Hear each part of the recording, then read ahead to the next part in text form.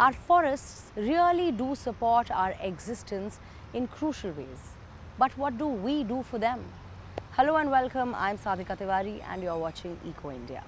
We all know how important these forests are for us and how much they do for us, from providing sustenance to food to livelihoods and even the oxygen that we breathe. But in today's episode, let's find some inspiration on what we can do for them, from small efforts to community action. 2023 was the year of wildfires across the globe. Human-made climate change increases the risk of extreme weather events like heat waves and droughts. And these, in turn, become a key driving factor for forest fires. Let's head to Tamil Nadu's sacred mountain forests to learn more about the community's efforts to prevent forest fires. Sacred Arunachala Hill, as green as it was a long time ago. It still seems like a minor miracle to Masila Mani, who grew up in the area. When I was growing up, my mother used to go to the forest to cut down trees for firewood. I would join her, so I could earn some money. The hill was all but barren. There would only be some trees scattered here and there. But that was long ago. In fact, for the past 2 decades, Masila Mani has been working for the organization Forest Way, which has been restoring the forest on the holy hill in the Indian state of Tamil Nadu. It's a matter close to the hearts of the founders of Forest Way, in particular Arun Venkataramanan. He too grew up here and remembers well what the hill looked like without tree cover and just how hot it was.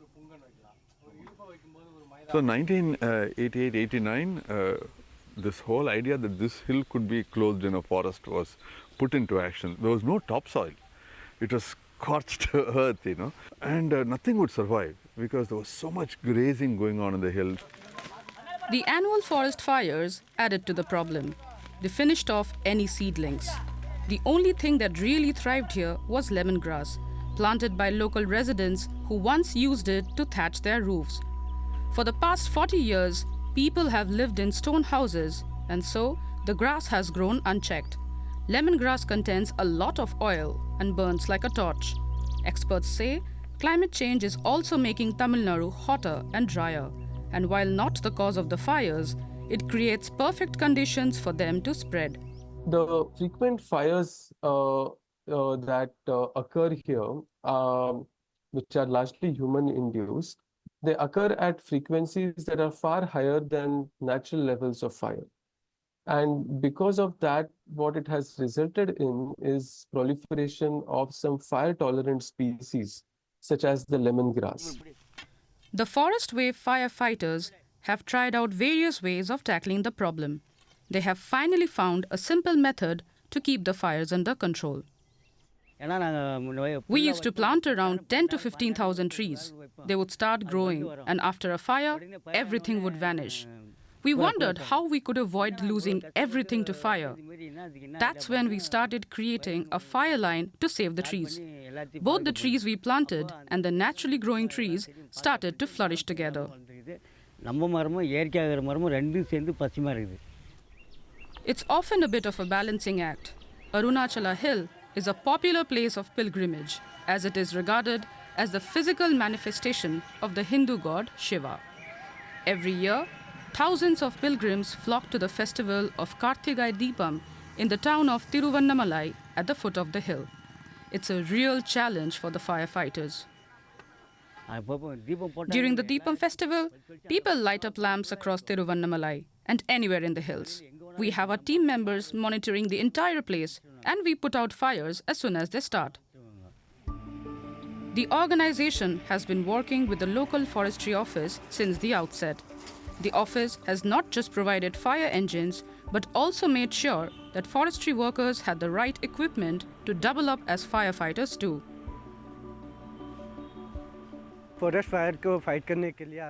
To fight fires nowadays, we use advanced technologies like early warning systems, the Forest Survey of India's Fire Alert website, through which we get real-time information.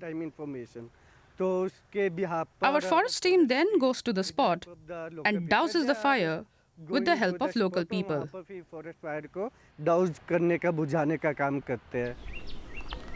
Only through this close cooperation with residents and the forestry office has the organization Forest Way been able to bring new life to the hill. Like the deer came back in here, and the porcupines and the wild boar and bird species. It's dramatic. And for the district, we have recorded 254 species. The soil has got the porosity. The trees have created that sponge-like thing, so much. All this rain gets absorbed. The co-founder is also keen to share his enthusiasm for the transformation. Once a week, he takes students from a nearby school to the hill to demonstrate that working to preserve nature really can pay off. From Tamil Nadu, let's now head to Spain in Europe, where wildfires destroyed thousands of acres of land in 2023. As a result, the Spanish State Forest Fire Campaign was put in place. We met a firefighter and his team, who are now becoming ever more skilled in dealing with wildfires. The roads are dry and dusty, and it's hot, 35 degrees Celsius. Enrique Sapez is scouting the Catalan forests with his special unit on a mission to prevent forest fires. Heat waves are becoming stronger and more frequent. We can only try to stop fires from spreading by observing and responding fast. In the first half of 2023, almost 70,000 hectares of forest burnt down. That's an area greater than all of Madrid. Of all the land burnt by wildfires in the EU, over half is in Spain.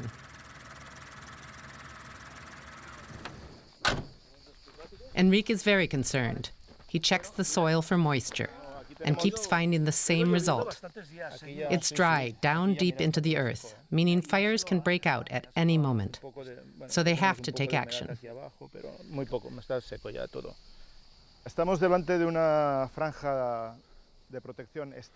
We've created a strategic protective strip here and cleared all the brush from the forest floor.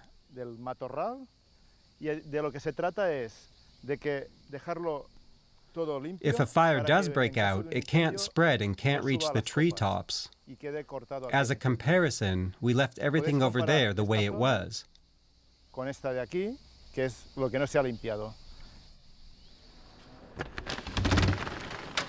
The firefighters back at the station are also on high alert. At even the slightest sign of a forest fire, they head out. Emili Dalmau is specialized in these kinds of disasters, and he says extreme climatic conditions are straining the forest.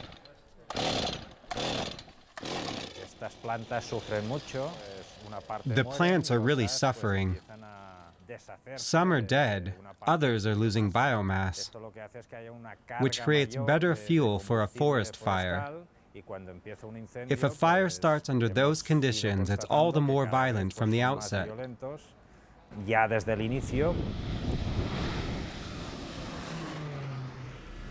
In late June, a fire broke out in the backcountry around Tarragona. Firefighters fought the blaze from the air and ground. Emili monitored the operation from the station.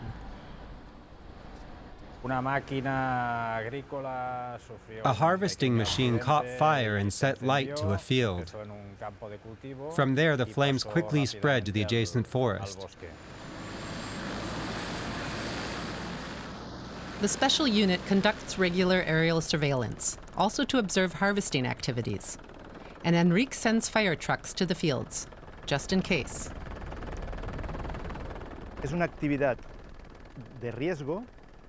Harvesting is dangerous because it takes place in the hot season, when a fire can start at any moment.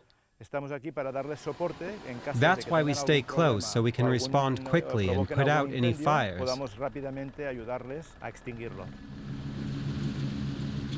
The farmers are thankful to have the firefighters around. Tomas Sari has been in 2 dangerous situations, but managed to extinguish the fire on his own in the nick of time. There was a sudden bang in the exhaust, and a spark flew out onto the hay hanging from the machine. Then a fire broke out.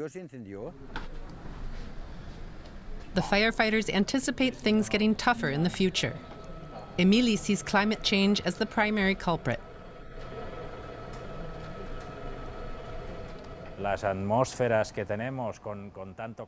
The intense heat is making the atmosphere increasingly unstable. That causes higher wind speeds, and those winds make fires way more destructive than normal. Enrique and his prevention team are also concerned about humanity's climate footprint. They say prevention alone isn't enough, and better policy measures are urgently needed.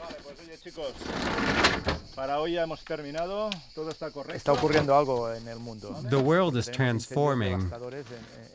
Forests are burning everywhere. Countries need to realize we can't leave this kind of heritage for our children, a scorched earth. The stressed forest has made it through yet another hot and dry day. Tomorrow, Enrique and his crew will head out once again to try and prevent the worst from happening.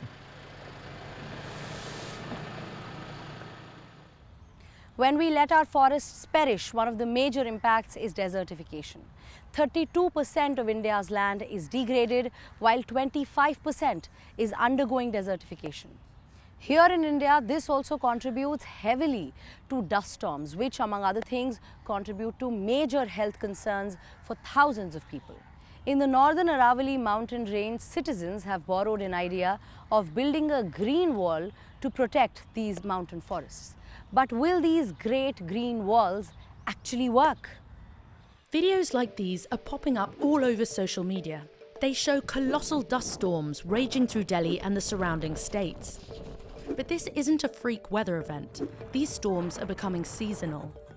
The dust comes from the Thar Desert. Like the Sahara and the Gobi, it's expanding and destroying vital living space. Africa and China have responded with ambitious planting projects. Great green walls of trees to try and stop desertification. And India? India's lucky. The north has a natural green barrier, the Aravalli mountain range, which has held back the Thar Desert for centuries. That is, until now. The mega dust storms and hot winds blowing in from the desert are threatening the lives of millions in the national capital region. In 2019, India made a promising announcement. It would be planting its own Great Green Wall in the Aravallis to help fight desertification. But as we're about to see, walls of trees have shown mixed results in other parts of the world, and the Aravalli mountain range is facing some serious threats of its own. So what can India do better, and will it be able to slow the advancing desert? The powerful dust storms have led to a spike in bronchitis, breathing difficulties and lung disease. They also destroy soil and damage crops. But this is not just the fault of climate change. Direct human actions such as illegal mining, deforestation and urban sprawl are eating away at the mountain barrier and turbocharging desertification in the wider region. The mining is happening to such a big extent that hill after hill is being razed to the ground. There are millions and millions of people living here. Without the Aravallis, the desert is going to completely engulf entire northwest India. A 2018 government study estimates that at least 20% of the Aravalli Hills in Rajasthan have already been lost to mining. Important groundwater systems have been disrupted, and many rivers have disappeared altogether. The Aravalli's ancient forests are also in trouble. Scientists calculated that since 1975, over 1,000 square kilometres of trees have been cut down and replaced with housing and farmland. And taking into account illegal deforestation, almost 6,000 square kilometres of tree cover has been lost.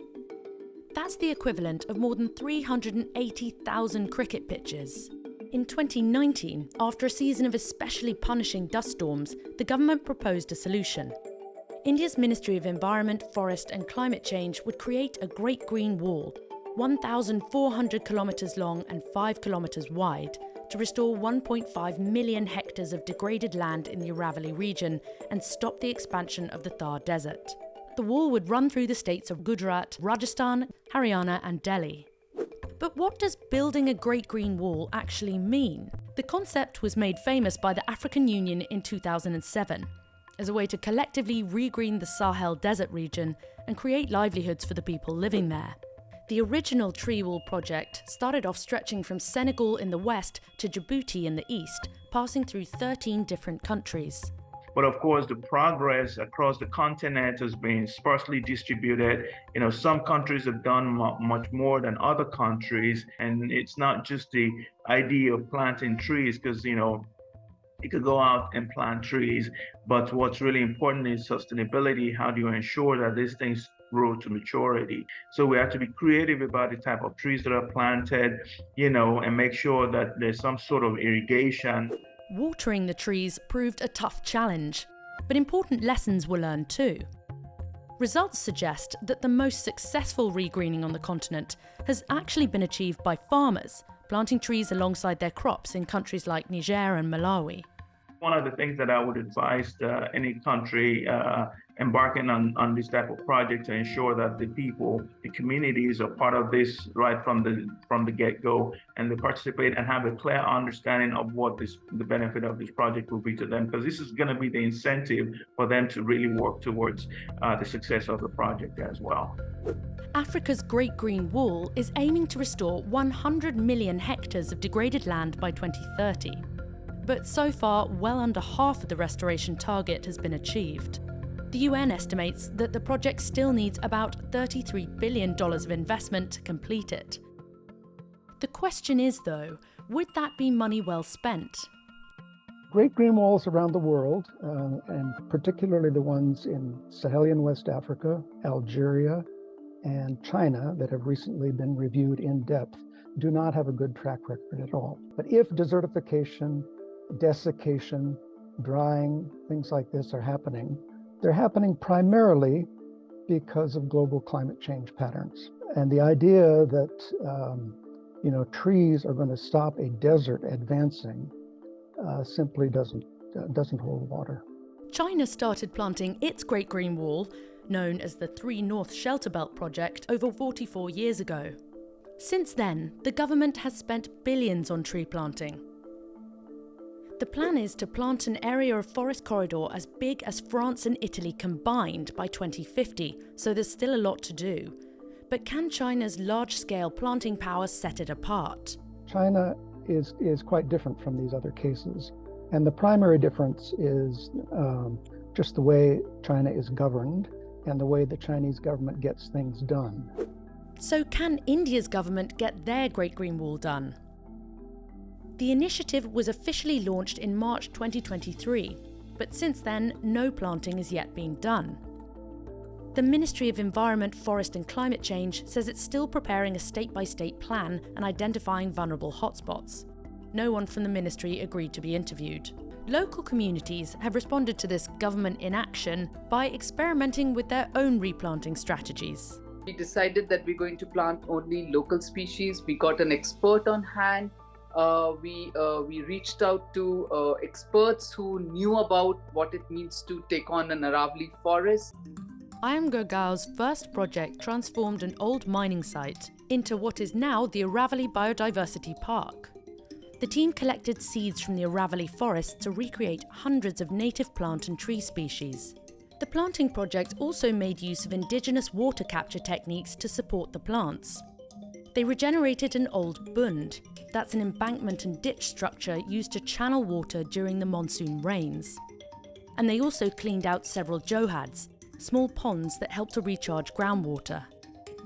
We were very, very clear that no water from our projects will go out, and we will find ways of taking water from the road or wherever we can get extra water into our projects. So can a Great Green Wall help to restore India's Aravali Mountains? Well, probably not the way things are going. If the government doesn't actually take steps to protect that natural wall from mining, from real estate development, from commercial activities, then these kind of schemes are not really, they're just going to be cosmetic. With communities taking the lead on localised replanting, the responsibility is now on the Indian government to make good on its Great Green Wall promise. Enforcing legal protections in the Aravallis would be a good start. Let's now head to the pristine forests of Meghalaya in the northeast. The state has a sizable tribal population. Indigenous people here share a very close relationship with the environment and their food systems. They are now losing the diversity of these plants and trees, but technical know-how and ancient knowledge are helping them build better sustainable agri-solutions.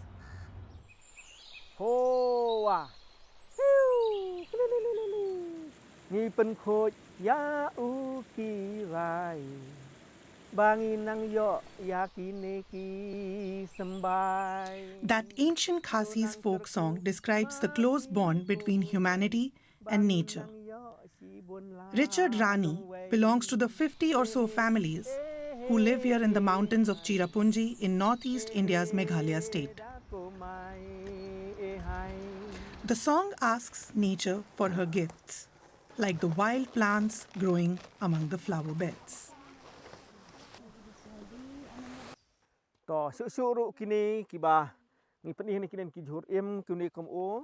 These are garlic chives, which we eat. This is a wild edible. And then we have pineapples, which we cultivate. During the months of September and October, they are ready to harvest. And we cultivate pineapples on the edge of our plot.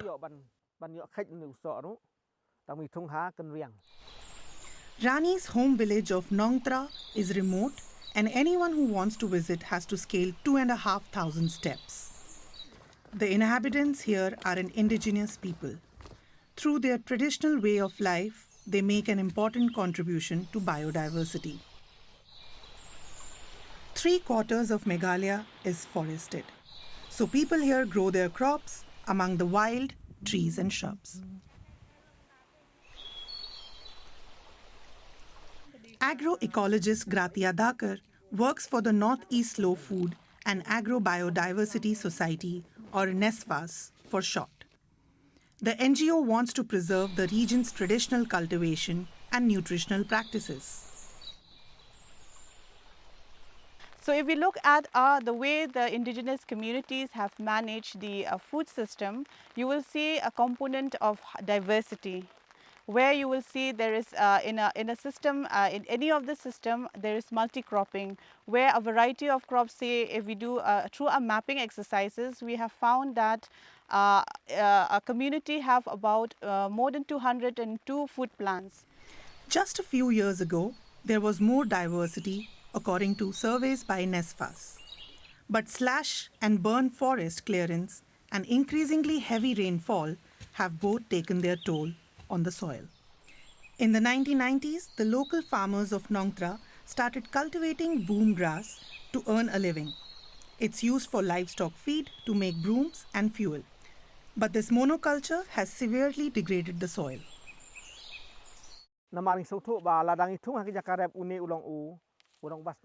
It is a highly competitive plant, and we can't plant this with the other crops because it damages the crop. But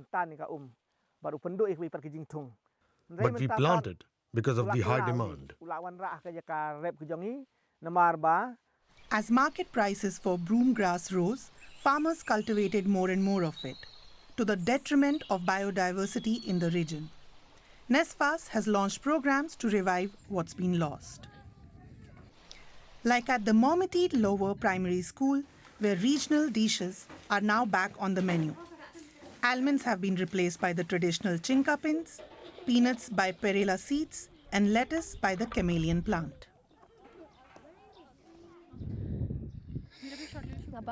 Today I'm eating Nutrella with pumpkin, cabbage with perilla seeds, rice and wild edibles.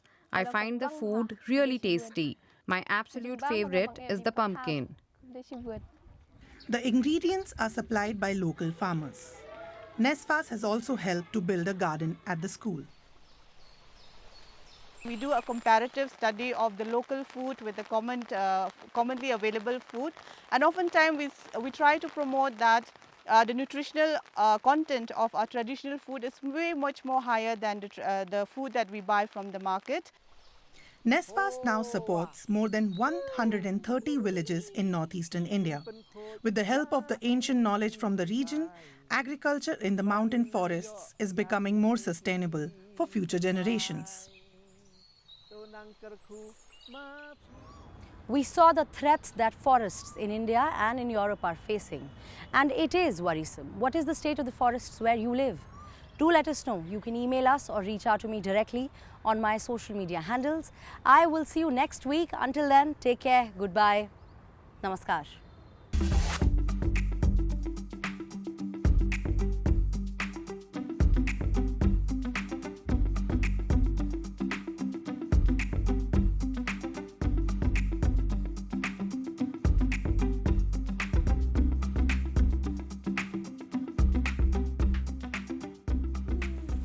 Pen khoj ya u ki rai bangi nang yo